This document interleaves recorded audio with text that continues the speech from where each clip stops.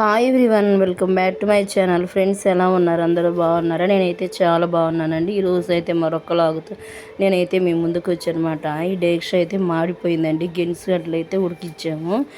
గెన్స్ గడ్డ ఉడకబెట్టినప్పుడు ఏమైందంటే నేను మర్చిపోయానండి. వాటర్ మొత్తము ఇంకిపోయి ఆ డేక్ష అయితే అడుగు మాడిపోయింది అనమాట. ఇంకా మా అమ్మ అయితే తిట్టిందండి. అందుకని చెప్పి నేనైతే ఈ డేక్ష అడుగు అయితే మాడి ఎలాగైనా సరే తెల్లగా చేయాలని చెప్పేసి నేనైతే ఒక టిప్ అయితే ట్రై చేస్తున్నానండి. ఫస్ట్ అయితే స్టవ్ మీద పెట్టాను అనమాట. స్టవ్ మీద పెట్టిన తర్వాత వాటర్ అయితే పోసుకోవాలండి. వాటర్ హీట్ ఎక్కాక వేడెక్కిన తర్వాత మనం ఒక 5 నిమిషాల తర్వాత మనం అంటే సరుపు కానివ్వండి, లేదంటే ఏ లిక్విడ్ అయినా వేసుకోవచ్చు అండి. వంట సోడా, సాల్ట్ ఇవన్నీ వేసుకోవచ్చు. నేనైతే ఓన్లీ సరుపు ఒక్కటే వేసానండి. చాలా బాగా పనిచేస్తుందండి ఈ టిప్ అయితే. చాలాసార్లు ఇలానే చేశాను. ఈసారి వీడియోలో షేర్ చేద్దామని చెప్పి ఇలా చేస్తున్నాను అనమాట. ఫస్ట్ అయితే అవి ఉడికించాం కదా సరుపు, అవన్నీ కాసేపు నాననివ్వాలండి. ఒక అరగంట పాటు నాననివ్వాలి. నానబెట్టిన తర్వాత ఇప్పుడైతే నేను ఒక స్టీల్ స్క్రబ్ తీసుకొని బాగా రుద్దాలండి. ఒక 15 మినిట్స్ పాటు రుద్దితే మాత్రం చాలా తొందరగా పోతుందండి. ఈ డేక్ష ఏంటంటే చాలా ఎక్కువసేపు మాడిందండి.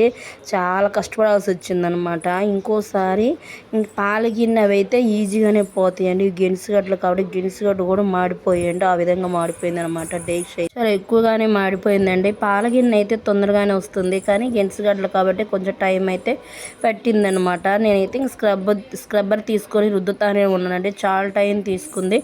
దాదాపు ఒక 1 అవర్ దాకా పట్టిందండి టైం అయితే. కానీ మిగతా గిన్నెలు అయితే చాలా ఈజీగా వచ్చాయి అనమాట. ఇక్కడ చూసారా, నేను రుద్దుతానే ఉన్నానండి. ఒకసారి టిప్ అయితే ట్రై చేయండి, చాలా బాగా పనిచేస్తుంది. స్క్రబ్బర్తో రుద్ది చూసారా, ఫైనల్గా అయితే ఇలా వచ్చిందనమాట. ఒక 2-3 డేస్ ఇంకా అట్లా మనం వదిలేసాం అనుకోండి, ఆ రైస్ కానీ ఇదే వాటర్ కానీ అట్లా పెట్టుకుంటే తొందరగానే ఉంటుందండి, పోతుందనమాట. చాలా నీట్గా క్లియర్గా ఉంటుంది. కొంచెం టైం తీసుకుంటుంది, ఇంకంతేనండి. అంటే ఈ డేష్ కాబట్టి లేట్ అయిందనమాట. మామూలుగా మిగతా పాల గిన్నెలు అవి అయితే చాలా తొందరగానే వస్తాయండి.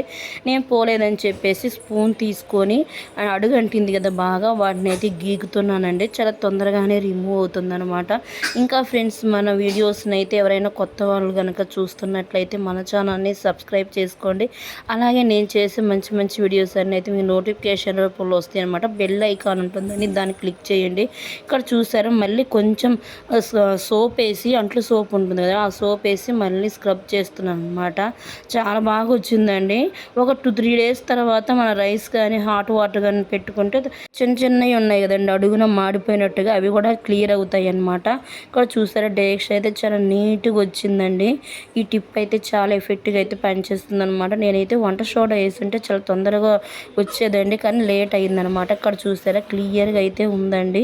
డేక్ష అయితే ఇలా నీట్గా వస్తుంది అనమాట. ఈ టిప్ అయితే ట్రై చేయండి. ఇప్పుడైతే వాటర్ పోసి కడుగుతున్నాను. చూసారా, ఫైనల్గా అయితే ఎలా వచ్చిందో, చాలా నీట్గా అయితే వస్తుందండి. తప్పకుండా ఈ టిప్ అయితే ట్రై చేయండి. మరిన్ని వీడియోస్ కోసం అయితే మన ఛానల్ని సబ్స్క్రైబ్ చేసుకోండి. బాయ్.